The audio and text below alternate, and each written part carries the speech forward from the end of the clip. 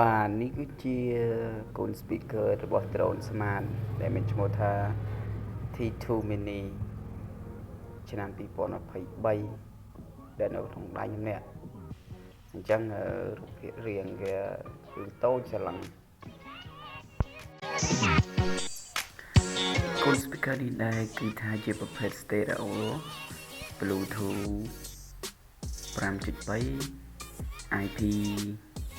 5 waterproof ចំពោះម៉ោងថ្មគឺដំណើរការរហូតដល់18ម៉ោងមាន AUX run memory និង run flash ជាដើម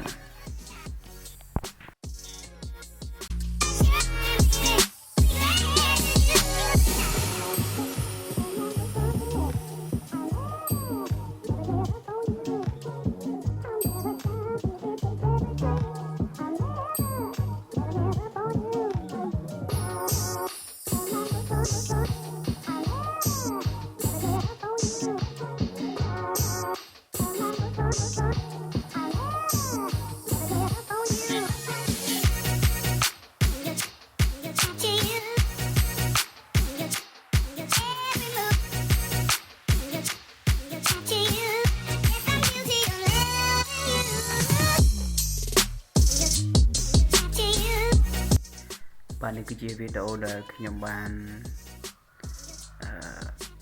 unbox នៅប្រអប់កូន speaker ដែលមានរបៀងតូចស្រឡឹងស្អាតងាយស្រួលដាក់តាមពេលដែលបងប្អូនទៅទស្សនានៅកន្លែងផ្សេងមានអារម្មណ៍ថាស្ងប់ស្ងាត់ចង់ចាក់កំដរអារម្មណ៍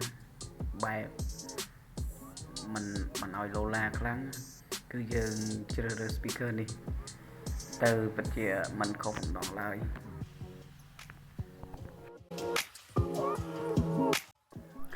ចំពោះក្នុងប្រអប់យើងទទួលបានកូន speaker មួយខ្សែ AUX មួយខ្សែ Type C មួយបន្ទនីមួយនិងសៀវភៅណែនាំមួយផងដែរ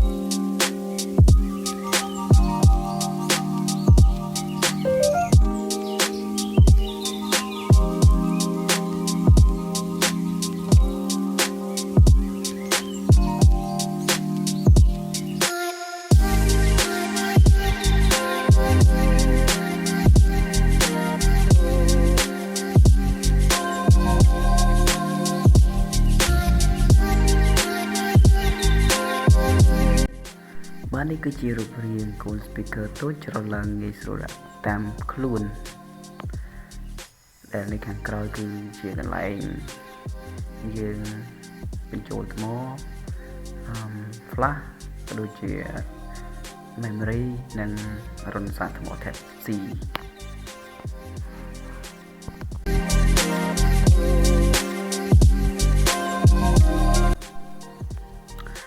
ហ្នឹងហើយចឹងយើងទៅស្ដាប់ការតេស្តនៅកូន speaker ប្រភេទ smart drone នេះតើវាឮខ្លាំងកម្រិតណាការពេញបានលាតដាំងពីសណ្ដានរបស់មនុស្សនៅពេលដែលខ្ញុំនិយាយការពិតអំពីប្រវត្តិគាត់អាចជួបចាប់អាណាដែលប៉ុនប្រូវាយកុំឲ្យប៉ុនក៏ឲ្យរត់អញវ៉ាសំបីសម្បកក៏ឲ្យមិនហ៊ានសសំបីសម្បកក៏ឲ្យមិនហ៊ានសកាលនៅក្នុងសង្គមមួយដែលមិនបាននិយាយលេងតែខ្ញុំនិយាយចាទៅពីរឿងព្រេងមិនឲ្យគេបង្វិលក្បាលទុំខ្ញុំតែកូនក្មេងខ្សែជីវិតដែលខ្ញុំជួបពេលខ្ញុំត្រូវ